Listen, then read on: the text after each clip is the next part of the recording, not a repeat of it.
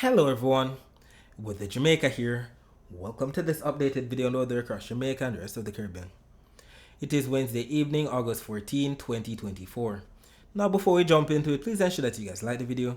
I'd really appreciate it if you guys get this video up to 100 likes. If you don't know by now, that's how the YouTube algorithm works. We all like the video and then the YouTube algorithm pushes the video out to more persons during the path of these tropical systems so we can keep everyone safe, especially during the peak of Atlantic hurricane season, that's August through to October. Share this video with your friends, your coworkers, your relatives, and even your church brethren, and subscribe if you haven't yet done so. Leave a comment down below letting me know what that's been like in your area recently. Also, feel free to ask any weather related question that you might have about the future of the weather in your specific area. Alright, so let's just take a look at this latest global tropics hazards outlook from the United States Climate Prediction Center. We see that they've highlighted the time period from August 21 to August 27, as well as the time period from August 28 to August 3. So we're getting into the peak of Atlantic hurricane season, and we're starting to see an increase in the tropical cyclone formation probability, as represented by the red and white patterns, as well as the red and the dark red patterns across the Atlantic's main development region right here. And we know all of that has to do with tropical waves coming off of Africa, pushing from east to west, possibly developing into tropical depressions and tropical storms. What we're only hoping is that when these actually make it westward, they move northward and miss the Caribbean entirely, like what these forecasts are showing. Hopefully it's not into the Caribbean. Hopefully it's not some track similar to what Beryl did at all. Either way, we need to pay close attention because it's only a matter of time before the Hurricane Center starts to put out a lot of code yellows, if not code oranges, if not code reds, regarding systems across the main development region pushing from east to west. And either way, I'll definitely be here to keep you posted with what occurs. If we take a look at the US National Hurricane Center 7-day graphical tropical weather outlook, we can see that they have nothing else highlighted but Ernesto. And Ernesto has now upgraded to a hurricane, packing maximum sustained winds of 80 miles per hour. He's moving towards the northwest at 14 knots or 16 miles per hour.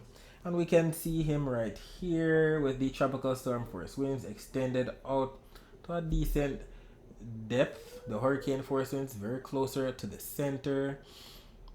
And he's moving towards the north, where he should remain a hurricane, then strengthen to a possible major hurricane as represented by the M, before making it close to Bermuda. So if you have friends or relatives in Bermuda, please ensure that you contact them, get them to take this system very seriously, just in case they are directly affected by it. And we can see the track right here that Ernesto took, definitely just like what was predicted, westward across portions of the Leeward Islands, then northwestward to the north of Puerto Rico, to the north of Dominican Republic, just as predicted for the most part. And as it relates to the rainfall, we can definitely say that portions of the Dominican Republic, Puerto Rico are still getting in on some rainfall even as we speak. If we look back at the infrared satellite images right here, we can see the clouds associated with Ernesto stretching at great depth. We can see Jamaica right here, not getting much of anything. As a matter of fact, today was one of the hottest days. And I want for you guys to know that I actually made a video yesterday for today's forecast, but something went wrong with the computer and things got deleted. So my apologies regarding that, but it would have told you that there would have been some morning rainfall for Wednesday, sorry. And then during the afternoon, it would have been sunny for the most part with some very warm temperatures. Especially considering that Ernesto was causing more of a northeasterly flow across the island through the windward passage between Cuba and Haiti. So it was more so in the favoring of more rainfall for sections of Portland, St. Mary right there. And they definitely got the rainfall during the morning hours as usual. So definitely a lot of thunderstorms still taking place associated with the outer bands of Ernesto across portions of the Dominican Republic, Haiti, Puerto Rico, the US and British Virgin Islands. So there might still be some amount of isolated flash flooding, if not mudslides, landslide taking place. Alright, so let us take a look at the surface map of the Atlantic for this evening.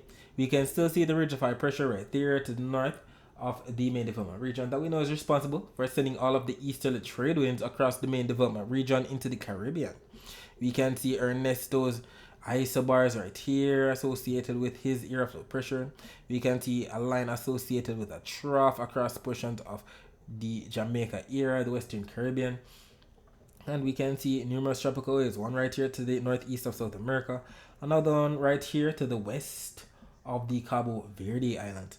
And if we take a look at the visible satellite images of the Atlantic before the sun went down, we can definitely see the clouds associated with Ernesto still spinning away right there, wrapping into the center as we speak.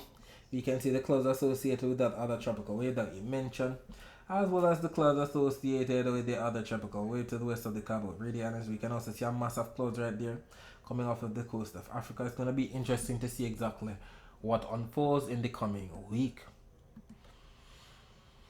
Alright, so we'll be talking about the rest of the Caribbean weather later on. And let us focus our attention on what took place across Jamaica for today. So, in the morning, we definitely had that northeasterly flow bring some isolated showers and even some thunderstorms sections of some northeastern parishes. So, Portland, St. Mary, maybe section of St. Anne definitely gotten on some morning rainfall. But during the afternoon, definitely sunny for the most part. Not much in the way of partly cloudy skies or anything like that. Definitely a warm and sunny day, especially with the winds coming in from the northeast. So especially some southern parishes in Jamaica were feeling the heat for sure, especially considering the hills and the mountains were blocking most of the winds from the northeast. And this live stream from See Jamaica's YouTube channel showing halfway tree in St. Andrew confirms the weather for today. So sunny weather for the most part, if not some partly cloudy skies. Definitely hot. I see one person here doing the right thing, walking with her umbrella. Some of you need to buy and use sunscreen if you want to have nice skin at an old age, because the Jamaican sun is definitely unforgiving. So we definitely see sunny weather, some windy conditions as well. We see the trees moving along. Hopefully that did something for the heat, but I've been seeing the comments coming in about the heat and the complaints. If we take a look at the accumulated precipitation for the past 24 hours from the Caribbean Institute for Meteorology and Hydrology website, we can definitely see where we had the rainfall today. Not much across the island at all, more whites than anything else that represents little to no rainfall, except for those areas in the northeast that got the morning rainfall. So it does paint quite a picture of where we had the rainfall today. And if we take a look at the latest infrared satellite image to see what's unfolding right now, as of 35 minutes past the hour, so it's 35 minutes past 8 if I'm not mistaken. So nothing to see here, no clouds, nothing to speak of in terms of bad weather, and the Cuban Doppler radar images confirm this.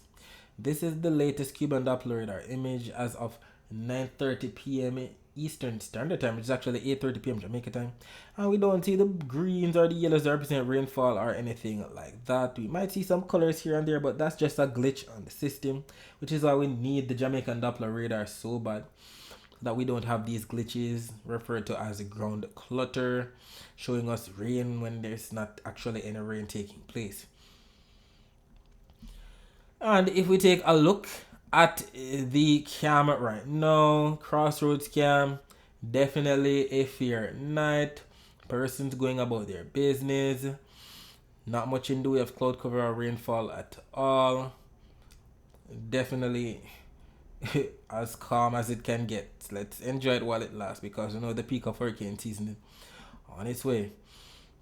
If we take a look at the temperatures right now, as a matter of fact, let's reload these images. So alright, so it's 27 degrees Celsius in Montego Bay and Kingston right now. And by about 5 a.m. on Thursday, temperature should dip down to about 26 degrees Celsius in both Montego Bay and Kingston. If we take a look here at the temperature forecast for tomorrow from the GFS, we can see the forecast here for 18Z on Thursday, which is actually 1 p.m. on Thursday. And we can see Jamaica right here embedded in some slight orange colors that represent up to 2 degrees Celsius above normal temperatures. I know the normal temperatures for the month of August across Jamaica are about the same as July, 91 degrees Fahrenheit. When calculated, that's about the same as 32.7 degrees Celsius. So if there's going to be 2 degrees Celsius above normal temperatures expected across Jamaica on Thursday, it should be anywhere from 32 to 34 degrees Celsius at most. If we take a look here at the Saharan dust forecast for 2 p.m. on Thursday, we can see Jamaica right here under the word port, that stands for the capital of Port-au-Prince, Haiti, right there. You can even see a little break in the Saharan dust somewhere right there. So maybe between, let's say, Thursday afternoon to Friday morning, there might be a break in the Saharan dust. But as we can clearly see, there's a lot more Saharan dust pushing from east to west, as represented by all of these brown colors. And we know how the Saharan dust can be, causing hazy skies, not to mention trigger some amount of respiratory illnesses in some persons. And we know it's all pushing from east to west, all courtesy of the ridge of high pressure to the north. If we take a look at the wave forecast for tomorrow, it makes sense that the highest waves, as represented by the purples, reds, white within those, that represents what, up to 2 to 9 meter wave height, are right there to the north of the Dominican Republic and Puerto Rico, all of which is associated with Hurricane Ernesto. And that's because Ernesto is going to be kicking up the seas with the strong winds. We can see this map right here showing the strong winds associated with him.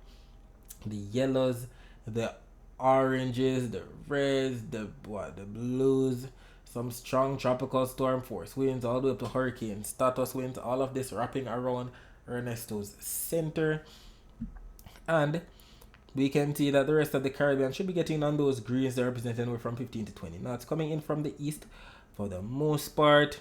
And the wave heights across the Caribbean expected to be averaging anywhere from 0.5 meter wave heights to 1.5 meter wave heights, as seen by the lighter shades of blues to darker shades of blues.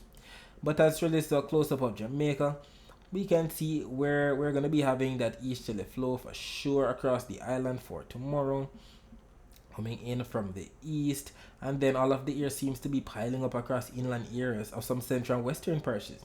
So we might just have some afternoon rainfall in those spots when those cumulus clouds build up during the diurnal convection time period, daytime heating.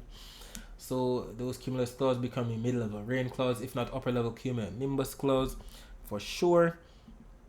And the upper-level winds seem to be coming in more so from the east, southeast, or the southeast tomorrow.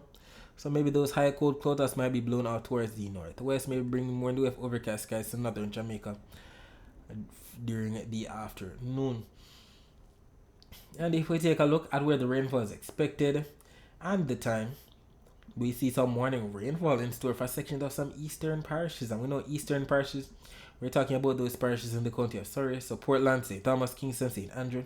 And we see that both the Euro model and the GFS model right here are in consensus that as of 6 a.m. Eastern Standard Time, which is actually 5 a.m. Jamaica time, we'll definitely have the blues represent rainfall across those spots. St. Thomas, Portland right there. Then by afternoon, we start to see some of the blues that represent rainfall spreading across central and western parishes in Jamaica. And we know central parishes, we're talking about those parishes in the county of Middlesex, so St. Anne, St. Mary, Manchester, Clarendon, St. Catherine. Western parishes, we're talking about those parishes in the county of Cornwall, so Hanover, St. James, Trelawney, Westmoreland, and St. Elizabeth. So we see the flow, the GFS right here, the Euro right here, definitely in consensus that some afternoon rainfall is definitely going to be in store anywhere from northern St. Andrew all the way westward, northern St. Catherine, southern St. Anne, northern Clarendon, northern Manchester, St. Elizabeth, Westmoreland, Hanover, St. James, Trelawney. Look out for that afternoon rainfall for sure, because we know that when both maps from the Euro and the GFS are showing something similar, the chances of it actually happening are much higher. And even the accumulated precipitation forecast maps are showing that there's going to be some amount of rainfall somewhere across Jamaica tomorrow, even although it's not much being forecasted. We'll definitely take it. We're in the month of August. In Kingston, we usually get almost up to 4 inches of rainfall. That's the same as 100 millimeters of rainfall. In Montego Bay, they usually get more rainfall, almost up to 5 inches of rainfall. That's almost up to 125 millimeters of rainfall. You can do the math yourself with this nice little graphic that shows inches to millimeters. 1 inch is about the same as 25 millimeters of rainfall. And you can visit weatheranClimate.com to find out about the parish that you're located in and how the rainfall is distributed throughout the year. Alright, so that's it for the forecast across Jamaica. Let us focus our attention on the rest of the Caribbean. So we do have some clouds coming into portion of the Windward Islands associated with the tropical wave already. So it's definitely, if it's not already taking place right now, it's coming within the next 24 hours for portions of Barbados, Guyana, Trinidad and Tobago. We can already see some thunderstorms affecting portions of Central America. As usual, that's nothing new. If we take a look at the northeastern Caribbean to see exactly what's unfolding, as a matter of fact, let's reload these images to see what was taking place regarding Ernesto today, because I'm pretty sure that portions of Puerto Rico, the US and British Virgin Islands definitely got nailed with some very heavy rainfall. Let's see if these images actually load up. Either way, in the meantime, let's look at the Barbados radar. We do see some isolated showers already coming in associated with that tropical wave to the northeast of South America. We see the blues, the greens, the yellows that represent some light to moderate, even some slight heavy rainfall. Reaching all the way from the waters to the east of Dominica, southward, so sections of Martinique could definitely getting on some isolated shores if they're not already receiving that. St. Lucia, St. Vincent and the Grenadines, the waters to the east of Trinidad and Tobago definitely going to be getting in on some of that rainfall too.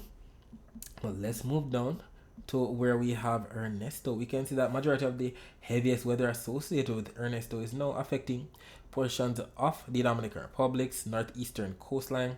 Not much rainfall affecting portions of Puerto Rico, but we do see some isolated showers across central portions of the island as we speak. And we also see some rainfall, some isolated heat or mist showers right there across the Leeward Islands. If we load up these images from earlier today, we can see the spiral bands firing and heading northward into Ernesto, stretching all the way from Dominican Republic. They definitely got nailed. Some flash flooding definitely took place for sure. We see especially those dark greens, yellows, oranges, reds represent some heavy rainfall. So if you have friends or relatives in those areas, please ensure that you contact them, find out how they're doing, because they could even be affected by power outages as we speak, and who knows how long they're going to be taking to get that back. If we take a look at the weather view of Doppler radar images, we can see some rainfall right there across the northwestern Yucatan Peninsula.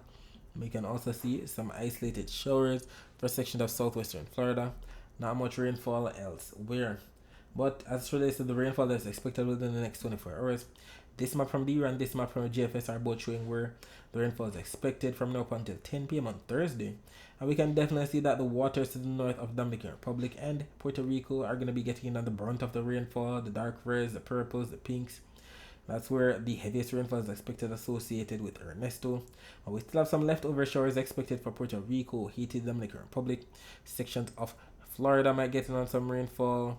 Not to mention Western Cuba. We also see some rainfall for the Windward Islands in general associated with the tropical wave. So anywhere from Martinique southward, St. Lucia, St. Vincent and the Grenadines, Barbados, Trinidad and Tobago. Not much rainfall for northeastern South America. Maybe coastal areas of Guyana, but not so much Suriname or French Guyana. But we do see some rainfall for sections of Venezuela, Colombia, Panama, Costa Rica, Nicaragua, Honduras, El Salvador, Guatemala, Belize, and even the Yucatan Peninsula. Not so much rainfall for the Cayman Islands at all. I know that when both maps from the DERA and the GFS are in consensus like this, the chances of it actually happening are much higher. Alright, so that's it for today. Thanks for watching.